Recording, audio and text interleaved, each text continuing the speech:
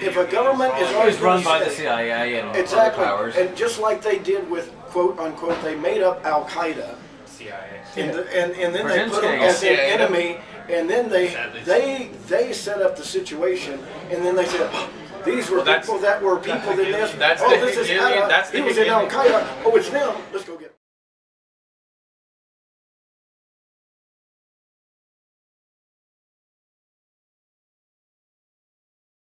So, the scumbags.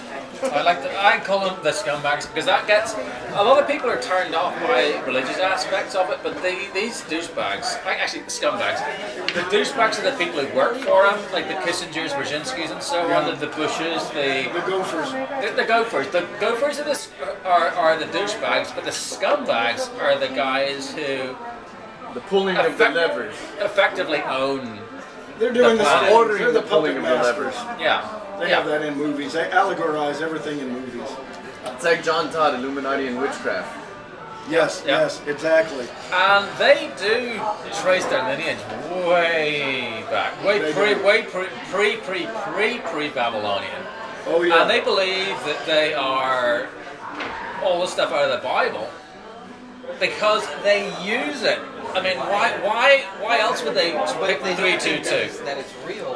No. They know it's real. They believe the Bible's 100% real. They just believe that there's a devil in the Bible. And they use all kinds of dark forces. They're Christians. Oh, yeah. They're just not Christians. Well, yeah, but what their idea of, they like Lucifer. They're not Christians. They want Lucifer. Well, no, in order for them to practice their doctrine, they subscribe to the Christian Bible and go against everything in it. And the reason is they derive power from it the way the believers derive power in humility. That just proves how they derive it in knowledge, in power, in hidden things. Exactly. This is true.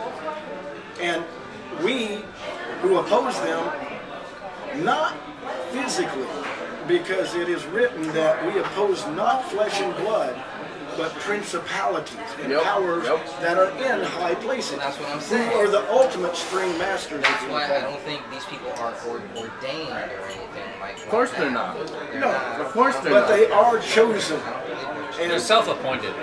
Well, it depends. It depends. Where are you looking at it it's based on who has the knowledge and the strength. You're talking about a guy like maybe King Solomon. Maybe he was. No, but I'm talking about the divine right of kings, though. When was that really implemented in society? Well, you know what that came from? One of the first kings that believed that? There's only one king now. No, of course there's only one king. If you're a Christian, we already know who's one king. There is. There's no king but King Jesus. So then why are there so many Christians that support all these other kings? And because they're not these other governmental figures? Because they're not following what you believe. They're stuck in this system of control. They're not following the Bible because the only thing that I believe they're following is their what own the Bible interpretation says. of that. That's their interpretation of the Bible, and that's how they believe that they should be living. There's people that believe that St. Peter was the head of the church and the first pope, and that doctrine still continues on to this day. Yeah, but there's nothing in the Bible. Only because that handful of people decided to subscribe to that belief of the Bible. So that's why we have sectarian differences. The Bible does not mention a pope, so it's very, very clear. The Bible mentions the head of the church. It doesn't mention the pope. Exactly. It mentions the head of the church.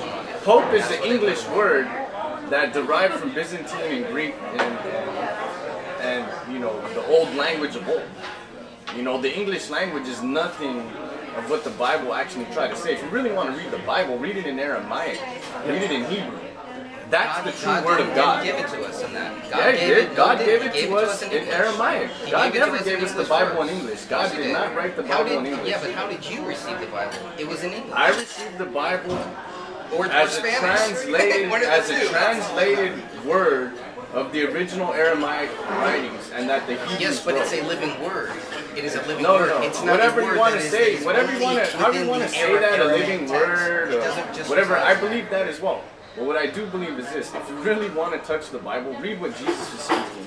Speak the language that he spoke. Jesus spoke Aramaic. That's correct. That's not. And that's the language. Has nothing to do with the language has everything to do with it, because when King James rewrote the Bible, the New Testament, with Shakespeare and the Council of the 54, they perverted it. They changed it around. There were many Bibles. So if you actually read the Aramaic text and the Hebrew Bible, which William Shakespeare was very well versed at, he knew Hebrew like the back of his hand.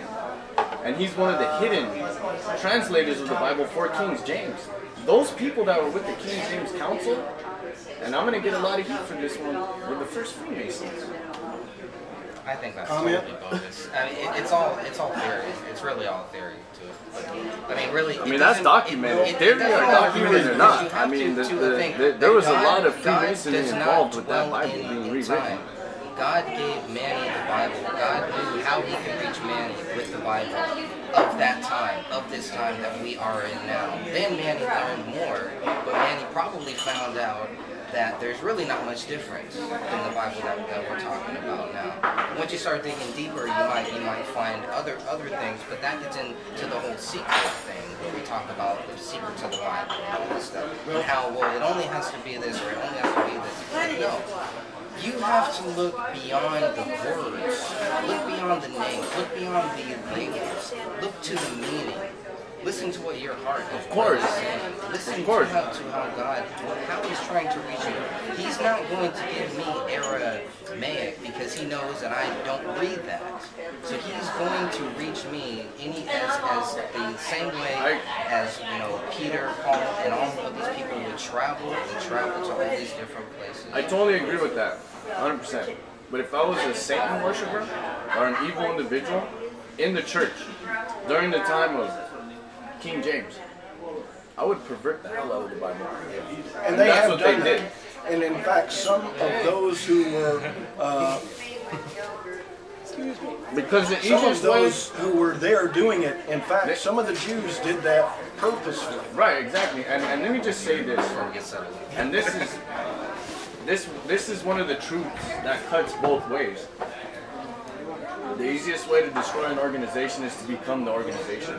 Exactly. And I agree with that because I'm more in line with you than I am with Greg in that point. But as Greg knows, I've told him this before myself. Sometimes we're guided by our traditions and we find it. We do find who we are looking for and the truth, in, as you say it, in the word, in the Aramaic that was transliterated and translated into English. Right. However, the best is the original. Of course. And I agree. Of course. And if you, just not to cut you off, there's also other like the Codex Sinaiticus, which is out of Egypt. That's like the oldest writing of one of the oldest records of the Bible. I mean, this is written in like 300 AD. Just slide my stuff to the other side. So I don't know. I guess it comes down to, like you're saying, tradition. Yes, there are traditions and also region. Yes. I mean, culture. You have cultures, of course.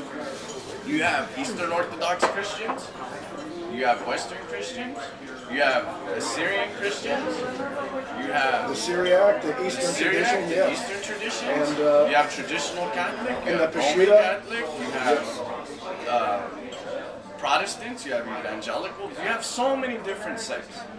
Not sects, S-E-X, but S-E-C-T. Yes. Different groups of people who, through their local cultures, came to interpret the writings as their cultures had given to them. You look at Catholicism in the Philippines versus Catholicism in Spain. It's not the same.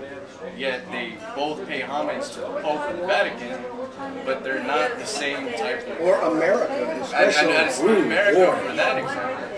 That's a big difference. Every single different denomination or every single sect of Christianity, just they have their own way of doing things. So that's why I say my personal belief is that if Revelation is the end of the world, whatever goes down, we better learn to put our differences aside, because I don't care if you're a Baptist, Protestant, a Catholic, whatever, Muslim, or you don't even believe a Muslim for that matter, or even if you don't believe in it at all, you gotta do the right thing. And then there's always that ultimate question, well, what is right? I mean, I'll tell you what's wrong. I'll tell you what's wrong. The Federal Reserve. Printing money out of thin air Making money out of nothing. Making money out of nothing. And let me get this straight. I could be wrong. Probably not. But inside the Bible, there's Jesus and the money changers. Yes, and he threw them out. And the money changers' only job was to exchange currencies from different regions and say, this is worth that, this is worth this, and you get this amount of gold and this and that. But what the money changers were doing was they're ripping people off. Yes. They're lying to people. And to top matters off even worse, they're inside a holy temple, conducting business. And he said, you have made it a den of thieves. And that's what international banking is? They turned a temple into a den of thieves. And it's very interesting that you say that. And I want every single one of you out there to go and look at this. And if you live in the city, you can see this. And also in other cities throughout the United States. Banks, the design, the construction, they're temples. Go look at the Federal Reserve Bank in San Francisco, it's a temple. Chase banks throughout the Bay, there's a lot of them that look like temples. Go to the bank in Berkeley, Bank of America. The Bank of America in Berkeley is a temple. There's symbolism all over these banks. And you're worshiping in a system that you're not even aware that you're taking part That's, to me, the greatest deception of all. Not that convincing people that the devil didn't exist, but convincing people to participate in a system that is so wicked and evil, they're forced to commit sin. And I'm not trying to be on a high horse here, saying that I'm a better Christian than thou or whatnot. I'm just pointing out the fact that usury is a sin. And there's something that's I just use the word usury. Do you even know what the hell that means? I honestly urge you to ask yourself that question. Do you even know what usury is? Do you know what usury is? That's the system that we're under. We're under a system of usury, loans, giving people money where they didn't even have to work for it, and then they have to work for it to pay it back. And you're a slave to them that you owe. Exactly. A slave. Exactly. That's what they want you to be. That's exactly that. You're why they created a slave system where you participate in it and you say, no, that's just the way it is. I need to get a loan to buy a house. I don't have any money. I'm going to go to the bank, to the temple. I'm going to go to the temple, the bank, and borrow the money. And where does this come from? I want to hit this usury point. Why does it work so effectively? Well, first of all, here's the thing. Here's a property. Here's the builder. He builds it. He spends. How much money do you think it takes for all the wood and labor to build a house? Oh, yeah. And now the thing about it is, it's not a secure place. It's just what the ancients would have called a summer home. Right. It was cooler. It was made of wood. It was to be cooler. What do you have to do to keep that home operational? Is it takes a lot of money to keep one of those going, to keep it insulated, to keep it working, because bugs can get into it. It's thin. If somebody shoots a bullet, it goes right through every room and everything. If you've got a powerful enough gun, if you even get a rod, you can throw it through it. It's not a true secure home. But the point is that it takes a lot of money to keep it up. Then they get you with insurance, upkeep, taxes, and then it's not secure. Now, the thing about it is, if you build a real home, you build security. The issue is then when you put it, what do the realtors say? It's not the quality of your home, which is the first thing I'd be concerned about. But what do they talk about? Oh, location. Location. And what does that mean? You pay more, and more, based on an illusionary, oh, if you want here, it costs more. Down here, where it's undesirable, it costs less. So what are they doing? It's called discrimination in a very big way. That way the rich rulers are over here and the poor are over here. It's a division that they orchestrate to keep the people who are separate and those who have the money stick together, kind of. If you're making a lot of money and you're living in a posh area and there's going to be a rip down like is happening now, more and more are going to try to say, I'd rather be over here, not with them. And there's a discretionary type of activity that this builds in your mind, even though you don't know it. Well, we're being programmed through television, music. Exactly. I mean, it's everywhere. Yo, come on over. You gotta get the camera. Yeah. What's your name now? I'm Noah. Noah. Yeah. Oh, the man. Trouble. Oh, and not serene friend. So I was thinking, it's fascinating. I believe, and I probably can't see me on the camera, but you can hear me here. But I'm saying that people are aware. I mean, it's giving me goosebumps because people are more aware than you think they are. And I think people, they're so, I wouldn't say afraid to speak up. There's no platform anymore, okay? That's true. If we are the people, we are the voice, we are the ones in control. We're talking. We've been so disenfranchised by the system that, like you said, the money, all the power, all these things are just illusions, okay? It's a fabricated reality. Yeah, and not only that, you made a point. Who does the media trumpet their word? The gays. It trumpets those who are saying the way to control death with guns is get rid of the guns from everybody, which doesn't do it. I'm sorry. Someone made a very good point the other day, and I'm sorry to interrupt you. No, go ahead. It was one gentleman, because before I get this out, that he says that the Constitution doesn't guarantee safety. It guarantees our freedom. Exactly. And when it comes with freedom, yes. we have, unfortunately, we have negative things that can happen with a free society. Of course, right? But Absolutely. we have I'm one of the people that I'm on the not so religious side. I still appreciate everything that's being said. I just don't know, but we have a God-given right or our own right to protect ourselves. Let me say this. They're trying to take that away from me. Let me say this for the non-religious type of it, because I consider myself a renegade Christian. It goes like this. You know, I could go to any church whenever I want. I'm not probably gonna make them mad, but the bottom line is this: make them mad. the right to defend yourself is that of a crab. The crab was created that way, to defend itself. Us human beings were created this way to be able to defend ourselves. We have our hands, we have our fists. It's just that through technology, we've gone from being able to throw a rock to throwing a tiny piece of lead at extremely high velocities. Now, for you to say, let's just make that device illegal, and that's going to, prevent any human being from acquiring that and committing crime, is just kind of like saying... it just drives the price up. Oh yeah, exactly. And it makes it makes people powerful, because then they can dispense the guns at their will. Oh no! Apart from the what government. happened in Connecticut? Apparently, you need a license now to buy ammunition. Well, yeah, that I still want to catch on. And how many who are true patriots are going to honor that? And they'll still get ammunition. Yeah. Make your own. Find a way your own. If you go to Mexico, it's going to be the 3D gun. The 3D gun revolution is going to print your own. Yeah. I'm serious. Just print your own. I copied those files. I'm saving those files. Yes. That's backed up.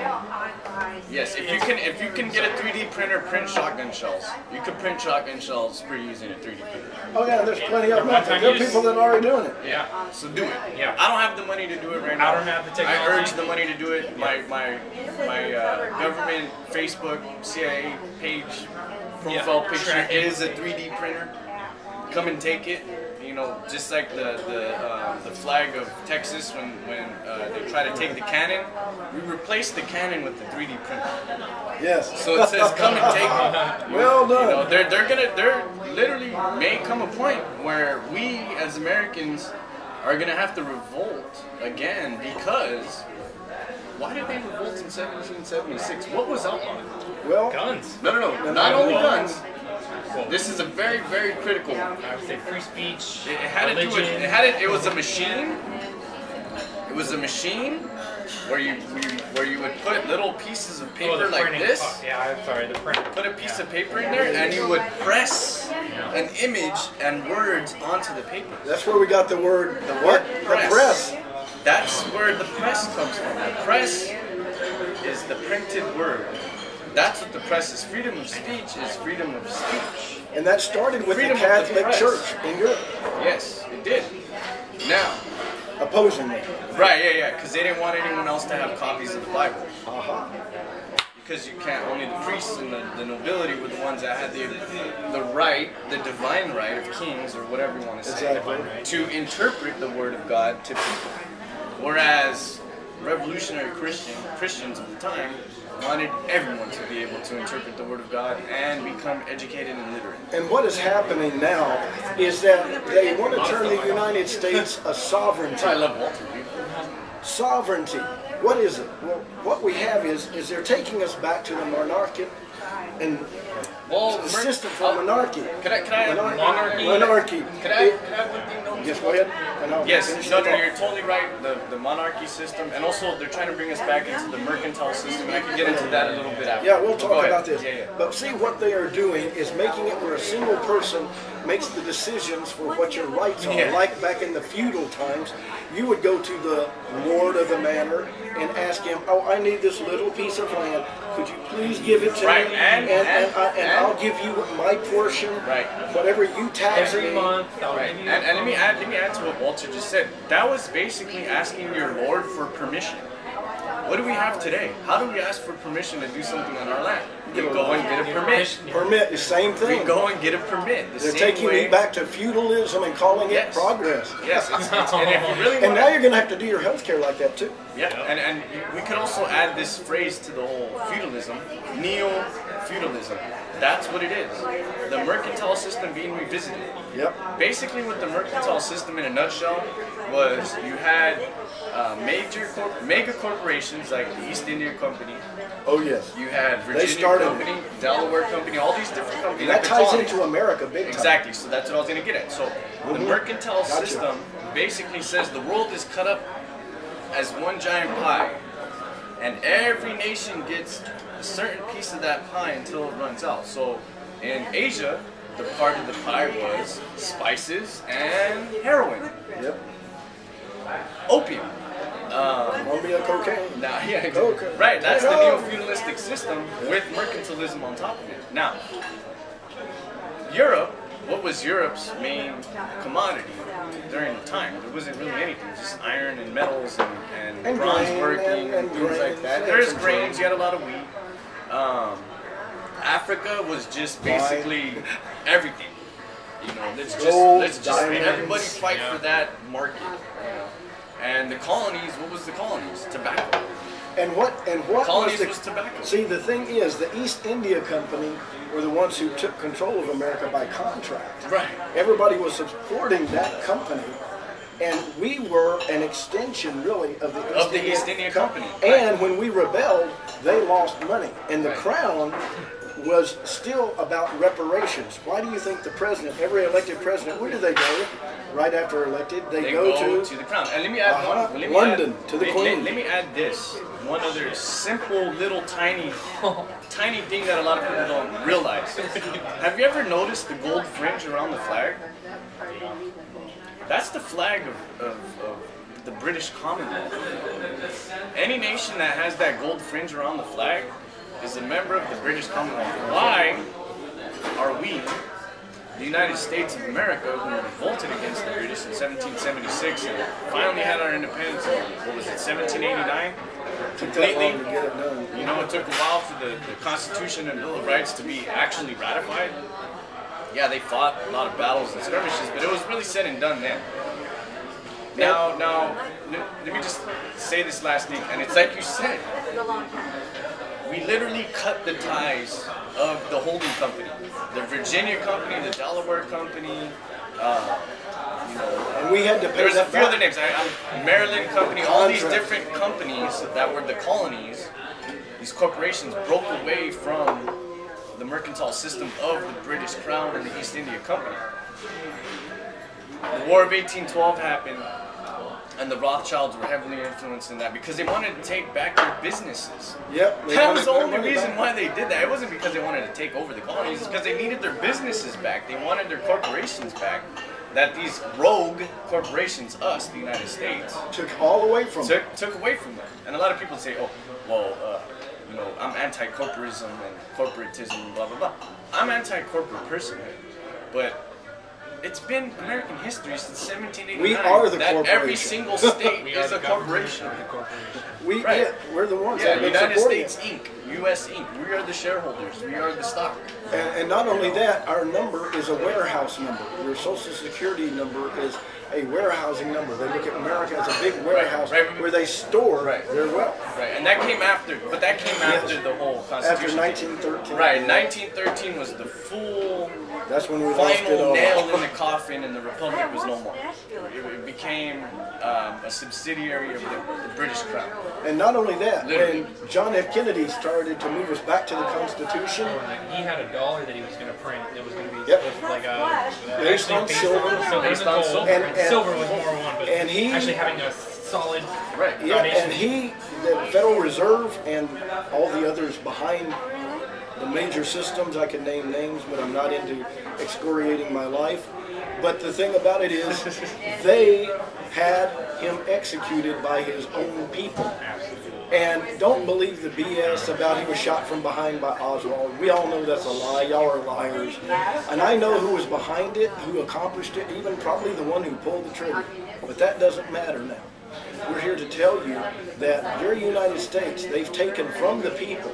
Congress is not under the laws of the United States. They're an independent city-state like the Vatican and the Miracle Mile in London. Yes. These are independent city-states that have one flag, and their one aim is to unify all nations, and that's why Libya got knocked off. That's why they're knocking off Syria, Iraq, and they're going to go through every Middle Eastern station And if we until want, they wipe them out. and if you want a name, and I'm going to get a lot of heat for this one, but you know what, I don't really care, because I want you to look into this.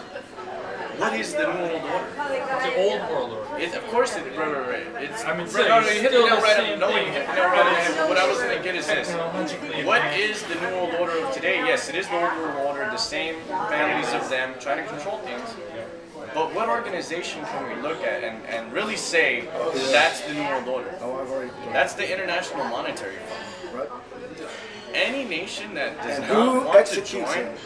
NATO does. NATO and the United Nations. And the United Nations. But one thing that a lot of people don't know, and I just came to find this out, the United States has a 16% voting bloc in the IMF, which is the largest voting bloc in the entire planet. Russia, if I'm not mistaken, only has, I believe it's like a 4 to 6% pool in the IMF. China is another one that's very small. The European Union as a whole accounts for about 12 to 13% voting bloc of the IMF. I could be a little off on that. Now, what does the IMF do? They need to know what this does. So basically what the IMF does, it's a global currency that works with the World Trade Organization and the global banks. What they're trying to do is bring parity throughout the world so you're just all equally poor. There is no rich and poor. It's just, no, you're just all poor. Well, we have a nouveau riche on the top, this elite, the few, who print the money and are exempt from all these laws. Let's take a look at the Rockefellers and the Rothschilds. They pay negative taxes. How the heck do you pay negative taxes? Oh, here's how. You create foundations. You give money to nations that you want to influence politically. And call it, oh, we're just helping out those poor Africans in Mali. We're going to send them $50 billion so they can have a work for food program. And it's at the same time we're money out of smuggling nothing. arms and doing all this other stuff. And that is the most despicable thing of the entire system is what Walter just said. It's money literally money out of nothing. These people go to a computer system and on the balance sheets type in $50 billion to Mali to help the Malinese people. No one is going to Fort Knox, opening up the vault, grabbing bars of gold, putting that on a truck and saying, hey, send that to Mali. No, they're just getting a piece of freaking paper, writing on it, saying Mali is worth this much money. Here you go. And then all the banks get together and pay put their portion in. And all the banks get together and put their portion in. Yeah. Again, Making not necessarily, not just that, making everyone equally poor. And what it happens is when they can't pay, well, they say, oh, debt forgiveness. You have resources. You can just pay us with that, and we'll bring in our corporations to take this, and we'll process it for you. Don't worry. Your people will get jobs. And your people get jobs. People will be living better. Pay, living pay. Yeah. Living wage. Indentured servants. Hey, you got a sweatshop job. You're working in a sweatshop. It's a job, right? So the thing about it is, and they create this illusion of, oh, look at how China abuses their people. They pay them pennies. And over here we say, well, we pay a living wage. But where is the companies exporting their jobs to?